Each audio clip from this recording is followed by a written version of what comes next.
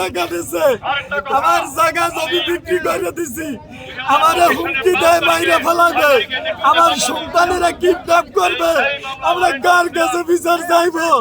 এই জন্য আপনাদের মাধ্যমে ডিসি মহোদয় গারের স্যারের কাছে অনুরোধ জানাই, আমাদের জীবনের নিরাপত্তা দেন, নয়তো আমাদেরকে মাইরে ফেলান। আমাদের সবকিছু লুট করে নিয়ে গেছে, অস্ত্র এখানে ঠেকিয়ে আমাদেরকে ঠেকিয়ে তারপর টাকা নিয়ে গেছে। আমরা কার কাছে বিচার চাইবো? যে ম্যাজিস্ট্রেট তারও আমরা ওই ম্যাজিস্ট্রেটের আমরা চাই, পদত্যাগ চাই।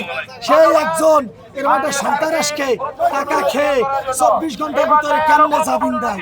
আজও আমরা দেখতে পাচ্ছি একদল বিএনপি ভাইদের পক্ষ থেকে মদতপুষ্ট হয়ে তাদের পক্ষ থেকে সে সাপোর্ট পেয়ে আজও আমাদের পিছনে সেই নিষ্পেষিত কার্যক্রম সে চালাইয়া যাইতেছে।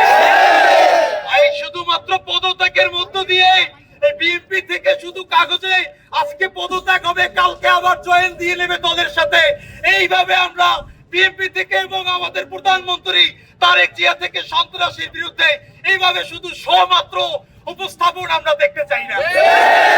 আমরা দেখতে চাই এই সন্ত্রাসীকে আইনের আওতায় এনে সর্বোচ্চ শাস্তি ক্রস ফায়ারের মাধ্যমে জনসাধারণের সামনে ওকে মেরে ফেলা হোক। ঈদ আসবে, সাথে ক্যাশব্যাকও আসবে। নিজের বা প্রিয়জনের জন্য কেনাকাটায় এবারও নগদ পেমেন্টে পাচ্ছেন দারুণ ক্যাশব্যাক। তাই যাই কিনুন, পেমেন্ট করুন নগদে। সন্ত্রাসী আজহার খান আপনাদের কাছ থেকে দীর্ঘদিন ধরে চাঁদাবাজি করে আসছে, এর কোনো বিচার আপনারা পাচ্ছেন না। আমি আপনাদেরকে আশ্বাস দিচ্ছি, যে কোনো মূল্যে আপনারা এর বিচার পাবেন এবং আপনাদের যার কাছ থেকে যে টাকা নিয়েছে সেই টাকা আদায় করে ছাড়বো ইনশাআল্লাহ। রুহু আছে, আল্লাহ তাআলা রেখেছেন, আসলে এরা প্রত্যেকই মৃত্যুর মতো অবস্থায় আছে।